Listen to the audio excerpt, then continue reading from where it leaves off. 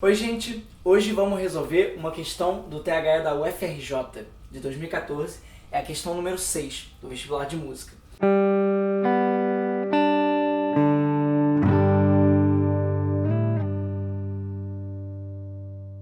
Essa questão diz o seguinte, ele tem uma partitura que, com base no trecho do choro As Proezas de Nolasco, de Pixinguinha, indique, com o auxílio da partitura, as alternativas verdadeiras ou falsas. E tem uma série de afirmações para a gente dizer se é verdadeiro ou falso, como vocês podem ver aí na questão. Vamos agora analisar cada um desses itens um por um para a gente resolver. Bom, primeiro item. A melodia tem início acéfalo. O que isso quer dizer? A gente tem três tipos de início para uma melodia, para uma frase. O primeiro deles é o tético. Pode ajudar a gente assim, se a gente souber, né, francês, tête é cabeça em francês. E aí, tético é o começo na cabeça do compasso. Então, eu tô ali, 3, 4, tarararara, bem na cabeça do tempo forte do compasso. Esse é o início tético. O início acéfalo, que é o que ele está perguntando aqui se é o nosso caso, o que é acéfalo, né? Uma coisa sem cabeça.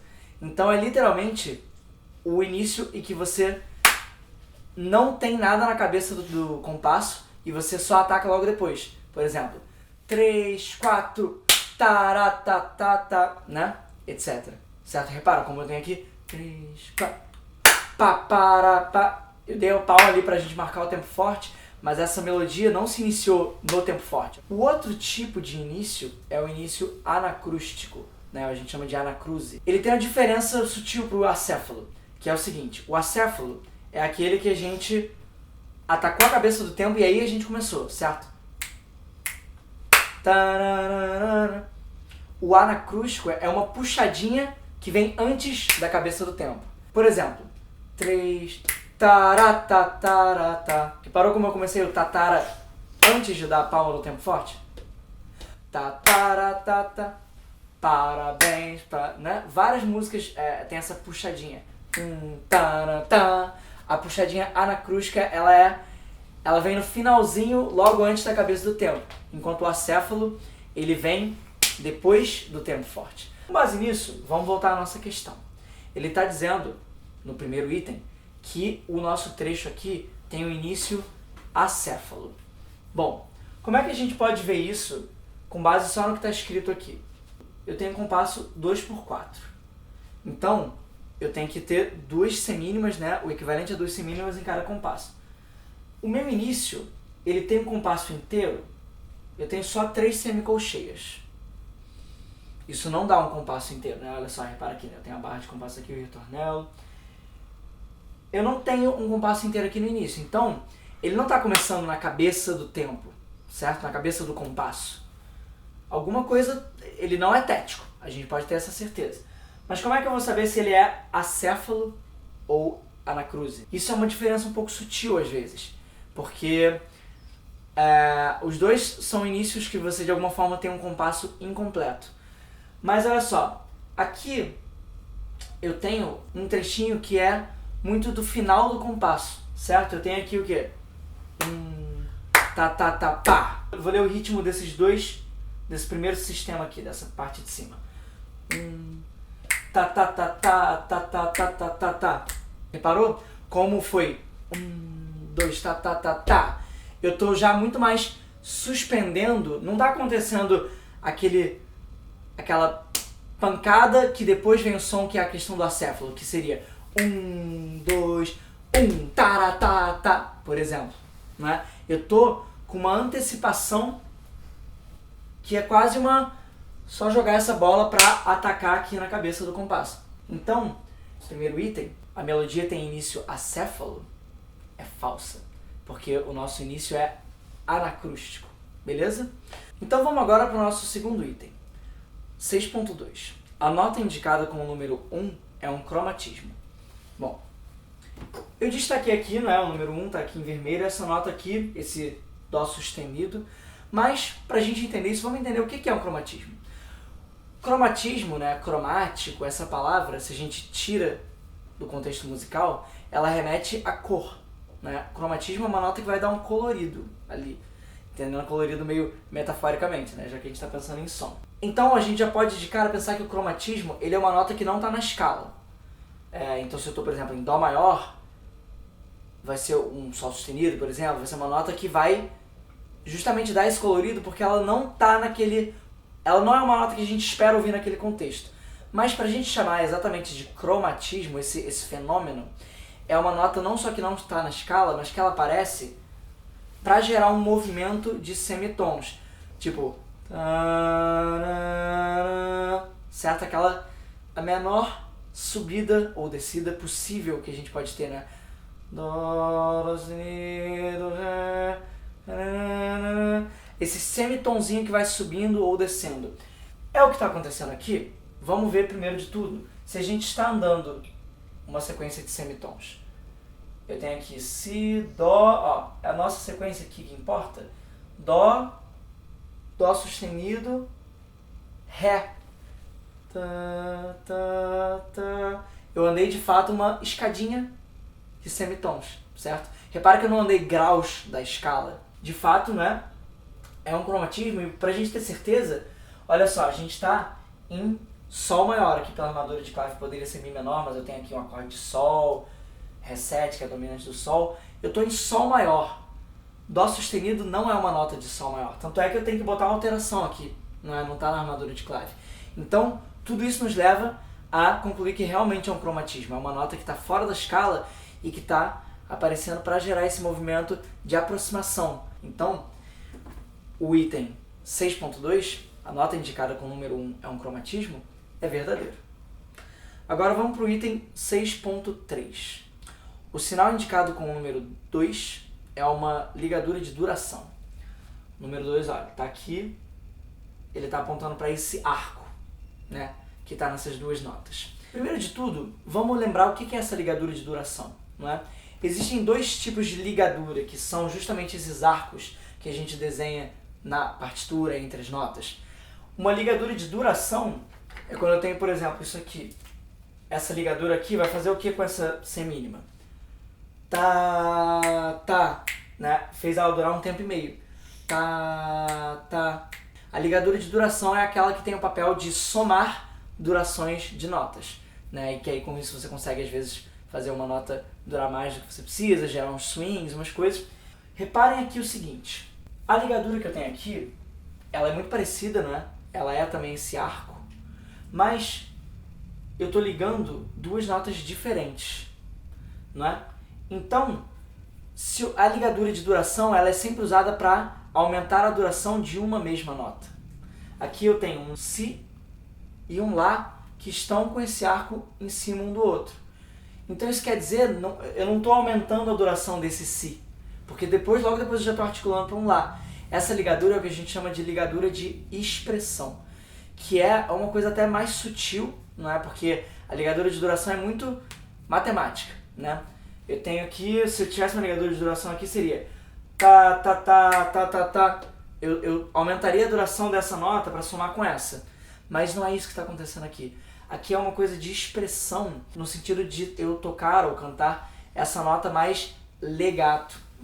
Em vez de eu fazer tá, tá, tá, tá, tá, tá, é como se eu fizesse tá, tá, tá, tararara, né? É uma coisa de deixar tudo mais fluido, que é até muito mais abstrato, falando assim nesses termos, porque justamente é como se fosse um passo além na notação musical, né? A ligadura de expressão é um tipo de notação que já sai desse campo muito mecânico, só das durações das notas e da informação muito burocrática, e vai o papel tentando expressar ao máximo como você deve se expressar ao tocar. E a gente pode ver isso não só porque está ligando duas notas diferentes, mas também por essa posição que está meio acima. Eu não estou exatamente conectando cabeças de nota, eu estou meio que pairando, gerando realmente como se fosse um regente fazendo assim, canta assim, né? Canta mais ligado, em vez de cantar mais pá, pá. Então, se meu item 6.3 diz que o sinal indicado com o número 2 é uma ligadura de duração, essa informação é falsa. É uma ligadura de expressão. Agora vamos para o item 6.4. A peça tem métrica binária composta. O que isso quer dizer? Não é? Isso diz respeito àquela questão dos tipos de compasso.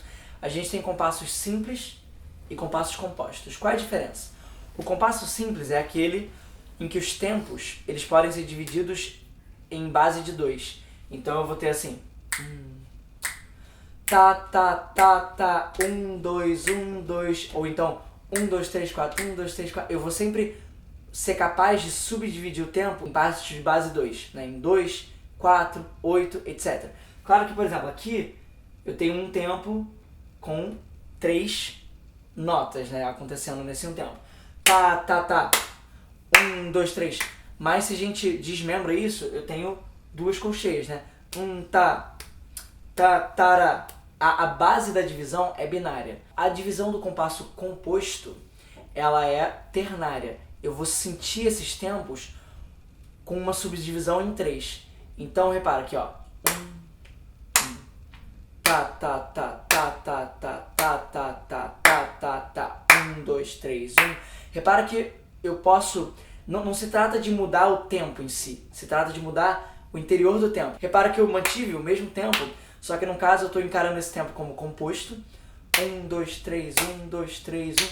E no outro como simples. 1, 2, 1, 2. E eu não estou entrando aqui se é um compasso ternário, binário, porque eu posso ter, né? Isso não interfere nessa divisão. Tem o binário composto. 1, 2, 3, 2, 2, 3, 1, 2, 3, 2, 2. E binário simples. 1, E, 2, E. Por aí vai. Como é que a gente vai identificar isso aqui? De cara, a gente já pode olhar direto para a fórmula de compasso. Por quê? Fórmulas de compasso compostas, que é o que ele está perguntando aqui, né? Se ele está dizendo que tem a métrica binária composta, o número de cima, o numerador do fórmula de compasso composto, vai ser sempre um múltiplo de 3. 6, 9, 12, etc. Então, de cara aqui, a gente já pode ver que não é o caso. Mas, como é que seria se esse compasso fosse binário composto? Como é que seria essa fórmula? O número de cima é um múltiplo de 3 e o número de baixo é o número desse 1/3 de tempo. Então, se fosse um compasso binário composto, seria, por exemplo, 6 por 8, que quer dizer que cada tempo eu vou ter 3 colcheias. 1, 2, 3, 1, 2, 3, tá, tá, tá. Cada um desses sendo uma colcheia. Se eu tenho um 2 por 4, essa fórmula é de compasso simples, porque eu não tenho esse múltiplo de 3 em cima. E a fórmula do compasso simples já é muito mais direta. Ela me diz, são 2 tempos, o número de cima diz a quantidade de tempos por compasso, e o número de baixo me diz qual é a unidade de tempo, ou seja, qual é a figura que naquele compasso dura um tempo. Isso nos diria que a unidade de tempo é a C mínima. Mas o importante aqui é a gente ter conferido se ele é composto ou não, certo? E vimos aí pela fórmula de compasso que não se trata de um compasso composto. Então, o item 6.4, a peça tem métrica binária composta, é falso também. Vamos agora para fechar no nosso item 6.5. No segmento melódico indicado pelo número 3, temos um arpejo. Bom, agora então a gente vai ter que pensar na relação melódica, nas notas que estão aparecendo aqui. Nosso número 3 está aqui, tem até aquela ligadura de expressão de novo, mas não é importante agora pra gente. Ele está me dizendo que isso aqui é um arpejo. Bom, pra gente ver se é falso ou verdadeiro, vamos lembrar o que é um arpejo. Um arpejo é quando você canta ou toca as notas que formam um acorde, em qualquer ordem, né? Se a gente pega, por exemplo, um acorde maior, 1, 3, 5, 3, 1, Dó, Mi, Sol, Dó, Sol, Mi, Dó. Por exemplo, um arpejo menor, 1, 3, 5, 3, 1, Dani. Todo acorde que você vai desmembrar, cantando ou tocando, que você não vai tocar ele, pá, todas as notas juntas, isso é um arpejo. Então vamos ver se algum acorde está sendo arpejado aqui. Vamos ver que notas são essas. Ré, Fá, Lá, Dó. De cara, eu já posso ver que isso aqui é um arpejo, por quê? A grande maioria dos acordes é formada por terças sobrepostas, não é? E aqui eu tenho exatamente, olha só, Ré, Fá, Lá, Dó. Eu tenho terças, isso é bem visível também, porque olha só, eu tenho tudo nos espaços, isso ajuda a gente a visualizar também os intervalos de terça. De cara eu já posso dizer que é um arpejo, mas vamos conferir assim, que acorde é esse? Bom, de cara eu já posso imaginar que é esse aqui, né? Ré 7, que está escrito aqui em cima, Ré maior com sétima. Mas vamos ver, que acorde, que notas formam esse acorde? Ré, Fá sustenido, Lá e Dó. É exatamente um arpejo, 3, 5, 7, né? Pensando nos graus do acorde, aquele acorde da dominante, não é? Aparecendo aqui. Então com isso o nosso último item é verdadeiro. Gente, essa foi a questão 6 desse THE de 2014 da UFRJ. Se você estiver se preparando para alguma outra faculdade ou para a própria UFRJ e quiser trazer outra questão para a gente resolver, deixa no comentário que a gente prepara um vídeo solucionando ela para você, beleza? Enquanto isso, vai acompanhando o nosso canal e fica de olho nas próximas dicas. Até a próxima!